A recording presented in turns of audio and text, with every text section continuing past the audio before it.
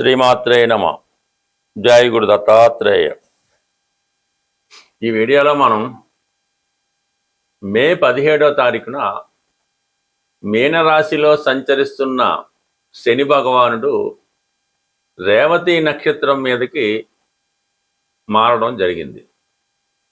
అంటే రేవతి నక్షత్రం అన్నది శని భగవానుని యొక్క జన్మ నక్షత్రం.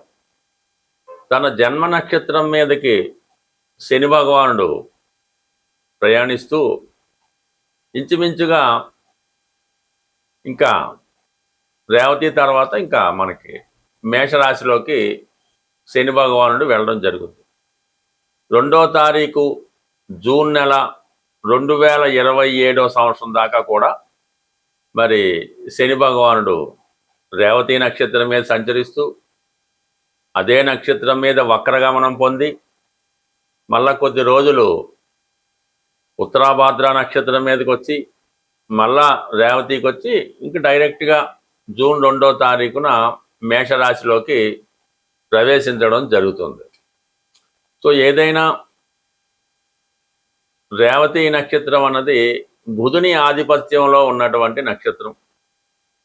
శని భగవానుడికి బుధుడు మిత్రగ్రహం అవటం వల్ల మరి ఆ మిత్రుడి నక్షత్రం మీద ప్రవేశించినటువంటి శని భగవానుడు ఏ ఏ రాశుల వారికి ఎటువంటి ప్రభావాన్ని చూపడం జరుగుతుంది అన్న విషయాన్ని మనం ఈ వీడియోలో పరిశీలించడం జరుగుతుంది.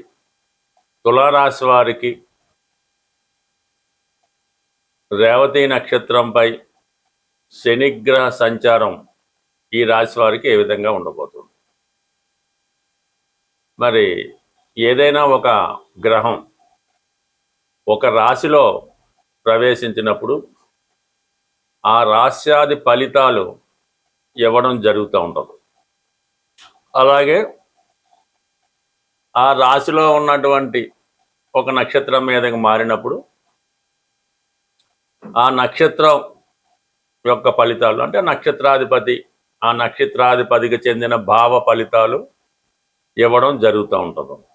ఇది కొద్దిగా డెప్త్గా ఆలోచించి పరిశోధించవలసింది. అంటే ఇది వింటున్న వాళ్ళకి కూడా కొద్దిగా జ్యోతిష పరిజ్ఞానం ఏమాత్రం ఉన్నా వాళ్ళకి విషయం అర్థమవుతూ ఉంటుంది.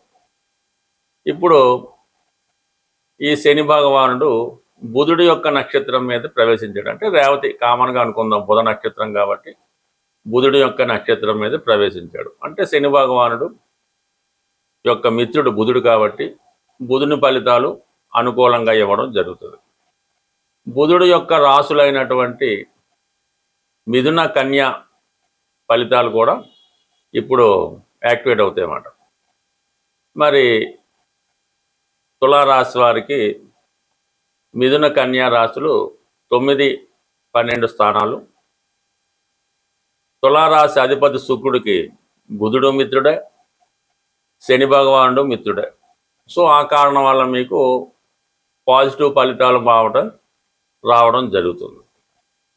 ప్రధానంగా 9వ స్థానం బుధుడు స్థానం కాబట్టి శని భగవానుడి ప్రవేశంతో మరి 9వ స్థానం ఏం చెప్తాడు అంటే విదేశ ప్రయాణాలు, ఉన్నత విద్య, పుణ్యక్షేత్రాలు, తండ్రి గురువు, మీ యొక్క యజమాని, ఇవన్నీ 9వ స్థానం. ప్రధానంగా లక్ అదృష్టం.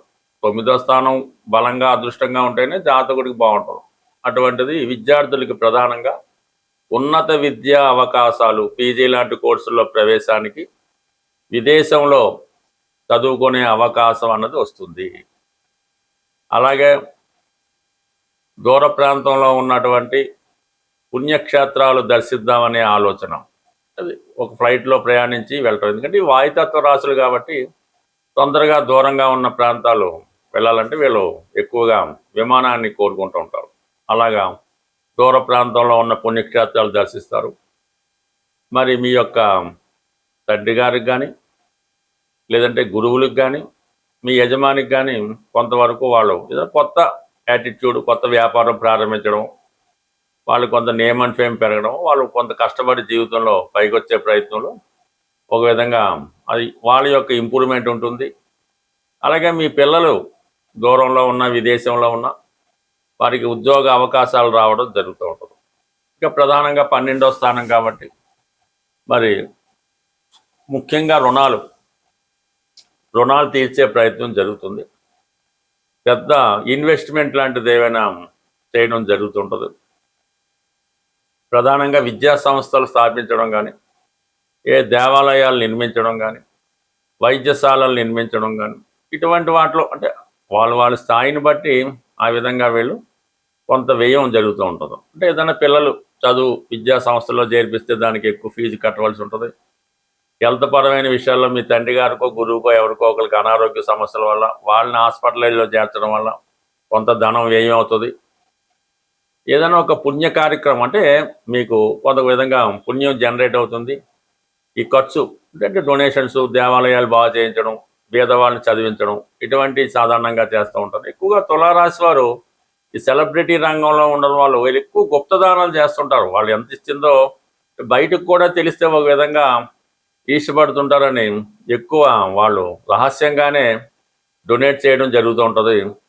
సాధారణంగా ఈ దేవాలయాల్లో ఉన్నటువంటి హుండీల్లో ఎక్కువగా వీళ్ళు డైరెక్ట్గా రసీదు అది తీసుకొని కాకుండా ఆ డొనేషన్ ఎక్కువగా చేసేస్తుంటారు అన్నమాట. వేల రూపాయలు అటు హుండీలో వేయడం అది జరుగుతుంటుంది. ఈ విధంగా ధర్మ కార్యక్రమాలు, పుణ్య కార్యక్రమాలు చేస్తారు.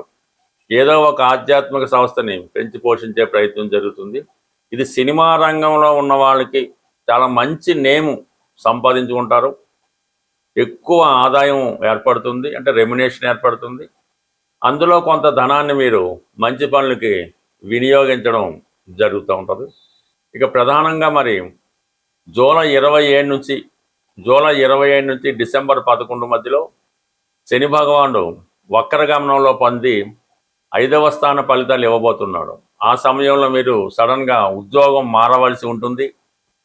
అలాగే కొంత స్పెక్యులేషను, షేర్ మార్కెట్ అటువంటి ఆలోచనలు, హ్యాబీస్ ఉన్నవారు జాగ్రత్తగా వ్యవహరించడం మంచిది ఆ సమయంలో. బట్ ఏదైనా 2027 జూన్ 2వ తారీఖు వరకు కూడా ఈ శని భగవానుడు తులారాశి వారికి అనుకూలమైనటువంటి 6వ స్థానంలో సంచరించడం జరుగుతుంది. 2027 జూన్ 2 తర్వాత శని భగవానుడు 7వ స్థానంలో నీచ స్థితిలోకి వెళ్ళడం వల్ల జాతకుడికి కొన్ని అనుకోని మార్పులు వారి యొక్క పర్సనల్ లైఫ్లో రావడం జరుగుతుంది. ఏదైనా ఒకరి జీవితంలో వ్యాపారమా, ఉద్యోగమా, అతను ఏ విధంగా ధనాన్ని సంపాదిస్తాడు అన్నది శని భగవానుని యొక్క స్థితి బట్టి ఆధారపడి ఉంటుంది. కర్మకారకుడు కాబట్టి మన కర్మని నిర్దేశించడం జరుగుతుంది. అలాగే ఆయుష్కారకుడుగా ఈ భూమి మీద జాతకుడు ఎంతవరకు ఈ శరీరంతో ఉండడం జరుగుతుంది అన్నది కూడా శని భగవానుడు నిర్ణయించడం జరుగుతుంది. అలాగే వివాహ సంబంధించిన విషయంలో వివాహం ఎంత అన్యోన్యంగా ఉంటుంది, ఏ విధంగా ఎన్ని సంవత్సరాల పాటు వారి వైవాహిక జీవితం సాగుతుంది అన్నది కూడా ఈ శని భగవానుని బట్టే రావడం జరుగుతుంది. ఏదైనా అతని అలవాట్లు, ఆలోచనలు, అతని యొక్క ధర్మ కార్యక్రమాలు, చెడు కార్యక్రమాలు, వ్యసనాలు ఏదైనా శని భగవానుని బట్టి ఆధారపడి ఉంటుంది. జాతకుడిని అత్యంత హీనస్థితిలో చాలా విధంగా ఇబ్బందులు పెట్టడానికి, అంటే ఇంచుమించుగా మీకు అందరికీ తెలిసే ఉంటుంది, నలమహారాజు మహాచక్రవర్తి కూడా ఈవెన్ కట్టుకోవడానికి సరైన బట్ట లేకుండా ఇబ్బంది పడడం జరుగుతుంది. సో అలాగే వైభవాన్ని ఇస్తే ఎంత గొప్ప స్థాయికి తీసుకెళ్తాడో అది ఎవరు ఊహించలేనిది.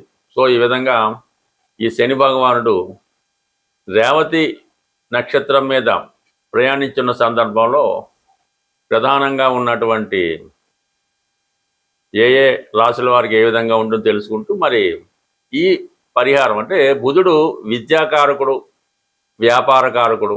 అందువలన వ్యాపారపరంగా కొద్దిగా ఆర్థిక మాంద్యం ఏర్పడడం కానీ, ప్రజల దగ్గర ధనం రొటేషన్ తగ్గడం కానీ, వ్యాపారాలు సజావుగా సాగకపోవడం, విద్యా సంస్థలు అంత సక్సెస్ఫుల్గా నడకపోవడం, విద్యార్థులు కూడా విద్య మీద పెద్ద శ్రద్ధ పెట్టకపోవడం, ఇవన్నీ కూడా అంటే బుధుని యొక్క కారకత్వాలన్నీ కూడా కొద్దిగా ఇబ్బంది పడుతూ ఉంటాయి. అంటే వాటిని లైన్లో పెట్టే దారిలో పెట్టే ప్రయత్నం శని భగవానుడు చేస్తాడు కాబట్టి. బట్ ఏదైనా వ్యాపారస్తులకు మాత్రం ఇది కొంతవరకు గడ్డుకాలం అనే చెప్పచ్చు. ప్రజల దగ్గర రొటేషన్ తగ్గుతూ ఉంటుంది, సేవింగ్స్ తగ్గుతూ ఉంటాయి, అలాగే వాళ్ళ దగ్గర కొనుగోలు శక్తి తగ్గుతూ ఉంటుంది. ఇవన్నీ కూడా ఏ రాశి వారికి ఏ ప్రభావం ఉంటుంది అన్నది, అంటే దీంతో పాటుగా వారి జన్మ పుట్టినప్పుడు ఉన్నటువంటి జన్మ చక్రం బట్టి, జాతక చక్రం బట్టి, జరుగుతున్న దశలను బట్టి, అప్పుడున్న గ్రహస్థితి బట్టి ఆధారపడడం జరుగుతుంది. బట్ ఏదైనా ఈ ప్రభావం ఏ రాశుల వారికి ఏ విధంగా ఉంటుంది అన్నది డీటెయిల్గా తెలుసుకుంటూ చివరిలో ఏ రాశికి ఏ పరిహారం చేసుకుంటే బాగుంటుంది కూడా మనం తెలుసుకొని శని భగవానుడి యొక్క అనుగ్రహానికి పాత్రలొద్దామని ఆశిస్తూ, ఏదైనా శని భగవానుడు గోచార రీత్యా కానీ దశారీత్యా కానీ ఇబ్బంది పడుతున్నప్పుడు చాలామంది ఈ పరిహారాలు అన్నవి చేయించడం జరుగుతూ ఉంటుంది. అందులో ప్రధానంగా శని భగవానుడికి తైలాభిషేకం, శని భగవానుడికి జపం చేయించడం, ఇవి నడుస్తూ ఉంటాయి. అయితే ఏదైనా శని భగవానుడి యొక్క పరిహారం చేద్దాం అనుకున్న వాళ్ళు ముందు వాళ్ళలో ఉన్నటువంటి బలహీనతల్ని తొలగించుకోవలసి ఉంటుంది. అప్పుడు మాత్రమే మీరు చేసే పరిహారం అన్నది మీకు రావడం జరుగుతుంది. ఏదో ఒక వ్యసనంతో మీరు బలహీనుడై ఉంటారు. అది స్మోకింగ్ అవ్వచ్చు, పాన్ అవ్వచ్చు, మందు అవ్వచ్చు, లేదంటే ఒక స్త్రీ మీద వ్యామోహం అవ్వచ్చు, లంచాలు తీసుకోవచ్చు, ఇతరులను ఇబ్బంది పెట్టవచ్చు. అవి ముందుగా మీరు విడిచిపెట్టినప్పుడు మాత్రమే ఈ పరిహారాలు మీకు వర్కౌట్ అవ్వడం జరుగుతుంటుంది. చాలా క్రమశిక్షణతో సూర్యోదయానికి ముందే లేచి, అలాగే కొన్ని నిమిషాల పాటు ఒక అరగంట 15 నిమిషాలు వ్యాయామం చేసి, అలాగే సమయానికి అన్ని రకాల కాలకృత్యాలు తీర్చుకొని, దైవారాధన చేసుకుని, సూర్య నమస్కారం చేసుకొని, పెద్దవాళ్ళు ఎవరైనా ఉంటే మీ కుటుంబంలో మీ ఇంట్లో పెద్దవాళ్ళు ఎవరైనా ఉంటే వాళ్ళకి ఏదైనా ఒకసారి వాళ్ళని పలకరించి వాళ్ళకి ఏదైనా బిస్కెట్లు ఏం కావాలంటే అవి, మందులు అవసరం ఉంది తెచ్చిపెట్టడం, వాళ్ళకి ఏదైనా ఆహారం టిఫిన్ కావాల్సి ఉంది పెట్టడం, ఈ విధంగా మీరు చేయడం వల్ల ప్రధానంగా ఈ మధ్యకాలంలో ఈ పని తొందరలో అదే అవ్వచ్చు, మీ ఇంట్లో వృద్ధులైన వాళ్ళు, హెల్త్ ప్రాబ్లంతో మంచాన ఉన్నవాళ్ళు ఎవరైనా ఉంటే మీరు ఉదయం పూట ఒక కాఫీ అవ్వచ్చు, ఒక టిఫిన్ అవ్వచ్చు, వారికి పెట్టకుండా మీ చిన్నపిల్లలు కానీ యజమాని కానీ ఎవరైతే యాక్టివ్గా ఉంటారో వాళ్ళు తినడం అన్నది చేయకూడదు. ముందుగా మీరు ఈ రెమెడీ పరిశీలించండి.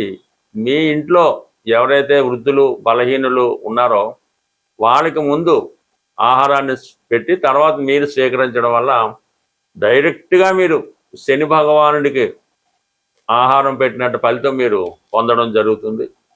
అలాగే కేవలం నెలకు ఒకసారైనా ఏదైనా వృద్ధాశ్రమాన్ని, అంటే అనాథలు ఎవరైతే కుటుంబ సభ్యులతో నిరాధించారో వాళ్ళ అనాథలు, వాళ్ళకి వెళ్ళి వాళ్ళకి అవసరమైనటువంటి ఆహారం కానీ, పళ్ళు కానీ, మాత్రలు కానీ, మందులు కానీ కేవలం పరామర్శించడం ద్వారా కూడా కేవలం శని భగవానుడు ఈ విధంగానే అనుగ్రహిస్తాడు తప్ప మీరు లక్షలు వేలు ఖర్చు పెట్టి ఏదో జపాలు చేయించాం, హోమాలు చేయించాం, అది చేయించాం, ఇది చేయించాం అంటే జీరో ఉపయోగం. మీకు మీరుగా ఈ విధంగా మీ కుటుంబంలో వృద్ధుల్ని సేవించి వాళ్ళ యొక్క ఆశీర్వాదం పొందడం వల్ల, వారిని జాగ్రత్తగా చూడటం వల్ల కంప్లీట్గా మీ యొక్క శని మీకు అనుకూలించడం జరుగుతుంది. శని అనుకూలించినంతగా ఏ గ్రహం కూడా అనుకూలించదు. అందువలన శనిగ్రహ అనుగ్రహం ఉంటేనే మిగతా గ్రహాల అనుగ్రహం కూడా మీరు పొందడం జరుగుతుంది. మరి శని అనుగ్రహం పొందుతారని ఆశిస్తూ స్వస్తి.